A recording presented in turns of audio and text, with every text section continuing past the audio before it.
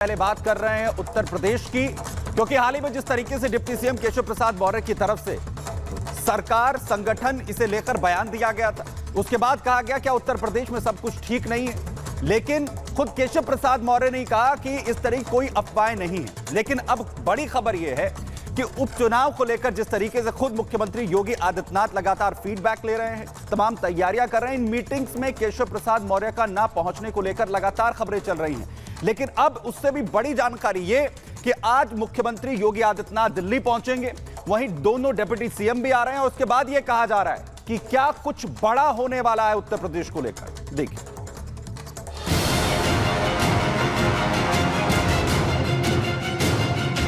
योगी के उत्तर प्रदेश में सियासी हलचल इतनी तेज है कि आवाज दिल्ली तक सुनाई दे रही है। शायद इसीलिए 15 दिनों के अंदर यूपी के नेता दिल्ली दौड़ लगा चुके हैं और नेताओं का दिल्ली रन एक बार फिर शुरू हो गया है, जिसके बाद सवाल खड़े हो रहे हैं, क्या यूपी में ऑल इज वेल नहीं है। कुछ दिन पहले ही प्रदेश अध्यक्ष भूपेंद्र चौधरी और डिप्टी सीएम केशव प्रसाद मौर्य ने दिल्ली में जेपी नड्डा से मुलाकात की थी। इतना ही नहीं, भूपेंद्र चौधरी प्रधानमंत्री नरेंद्र मोदी से मुलाकात कर सूबे में पार्टी के प्रदर्शन को लेकर रिपोर्ट दे चुके हैं। इस बीच सीएम योगी लगातार विधायकों और मंत्रियों के साथ बैठक कर रहे हैं, लेकिन बैठकों के इस दौर से डिप्टी सीएम केशव प्रसाद मौर्य लगातार दूरी बनाए हुए हैं।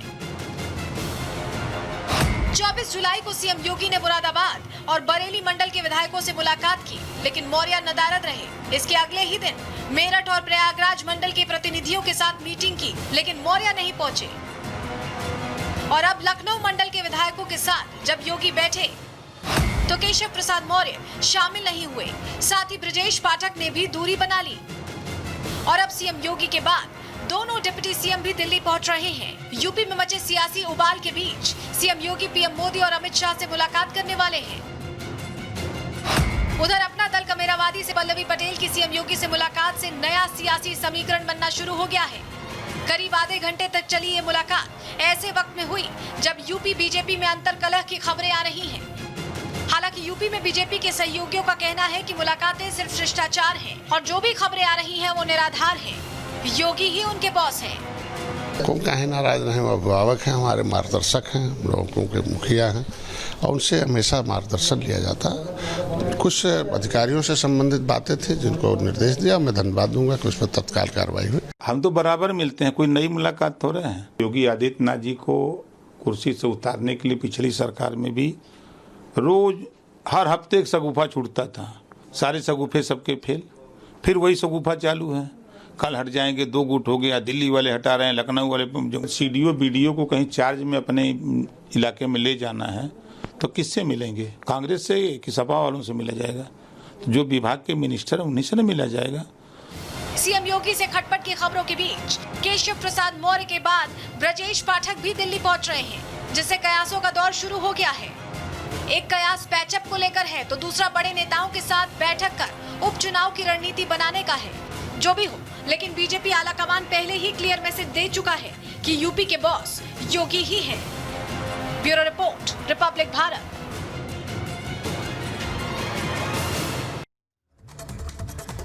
और इसी बीच आपको बता दें, केशव प्रसाद मौर्य के जवाब में अखिलेश यादव ने भी चुप्पी तोड़ते हुए कहा कि हम गरीबों के मोहरे हैं। आपको बता दें, इससे पहले अखिलेश यादव पर जो ट्वीट कसा था, जो तंज कसा था, केशव ने ट्वीट करके कहा था कि कांग्रेस का मोहरा बताया अखिलेश यादव को। लेकिन क्या कुछ कहा आपको सुनवाते हैं। हम समाजवादी मोहरे हैं, हम लोग गरीबों के मोहरे हैं। हम समाजवादी मोहरे हैं, हम लोग गरीबों के मोहरे हैं।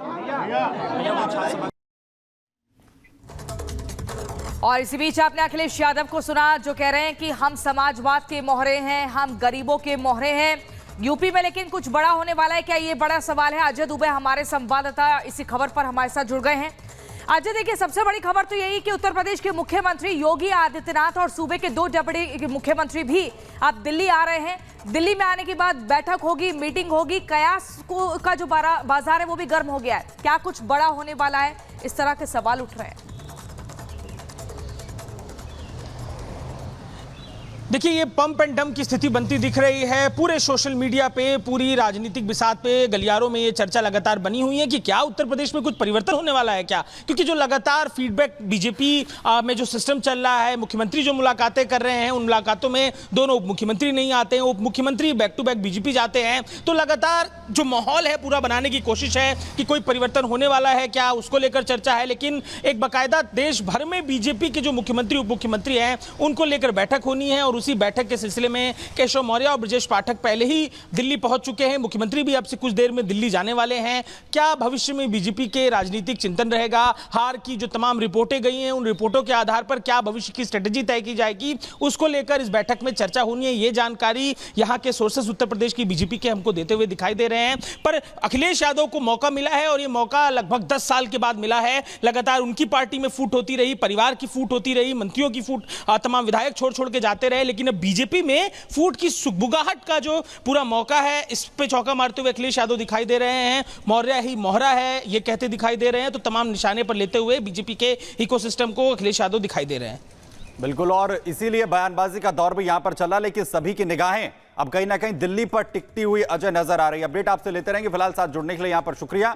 और इसी बीच बड़ी खबर आपको बताएं कानपुर से, जहां पर नोट के टुकड़े बरामद किए गए हैं। बड़ी जानकारी दे रहे हैं, मेडवा गांव के पास सड़क पर ये नोट के टुकड़े मिले हैं। आरबीआई और इनकम टैक्स को जानकारी दे दी गई है। अरौल पुलिस नोटों के टुकड़ों को कब्जे में ले चुकी है। आपको बता दें कि कानपुर में ये नए नोट के टुकड़े बरामद किए गए हैं। आरबीआई इनकम टैक्स को भी जानकारी दी गई है। और देखिए पूरा किस तरीके से ये नए नोट, जिन्हें पूरे टुकड़ों में काट दिया गया है पूरा, और बड़ी मात्रा में ये ढेर के शक्ल में जो है बरामद किए गए हैं नोट के टुकड़े। और किसने इन नोट के टुकड़ों को यहां पर जो है फेंका है, इसकी भी जांच शुरू कर दी गई है। पुलिस ने इसे अपने कब्जे में ले लिया है। आरबीआई को और साथ ही इनकम टैक्स को भी इसकी जानकारी यहां पर दी गई है।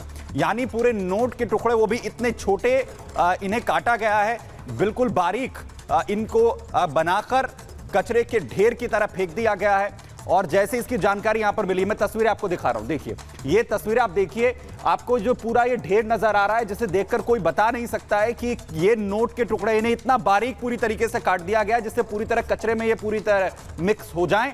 और इसकी जानकारी जैसे ही पुलिस को मिली है, पुलिस ने इस नोट के टुकड़ों को अपने कब्जे में लिया है। आरबीआई को इसकी जानकारी दी गई है, इनकम टैक्स को इसकी जानकारी यहां पर दे दी गई है। क्या नोटों को डंप करने के लिए यहां पर इन्हें फेंका गया और इसके पीछे क्या मंशा है, यह भी एक बड़ा सवाल है। लोग जो वहां पर हैं वो कैसे हाथों में उठाकर इन्हें देखते हुए यहां पर नजर आ रहे हैं। गौरव मेरे सहयोगी खबर पर जानकारी के साथ यहां पर जुड़ रहे हैं। गौरव, क्या जानकारी मिल रही है, कैसे ये नोट यहां पर पहुंचे हैं और फिलहाल इस पर क्या कार्रवाई हो रही है? फोन में देखो यार तुम। गौरव, आवाज आ रही है आपको? चलिए गौरव को एक बार फिर से यहां पर जोड़िए। अब हम गौरव के पास चलेंगे, आवाज नहीं आ रही है उनको। लेकिन आपको बताएं कि यहां पूरे कचरे के ढेर की तरह बनाकर इस नोट के टुकड़ों को यहां पर फेंका गया है। बड़ी बात यह है कि ये नए नोट हैं जिन्हें इतना बारीक कर टुकड़े कर यहां सड़क के किनारे फेंक दिया जाता है। अब पुलिस इसमें कार्रवाई कर रही है।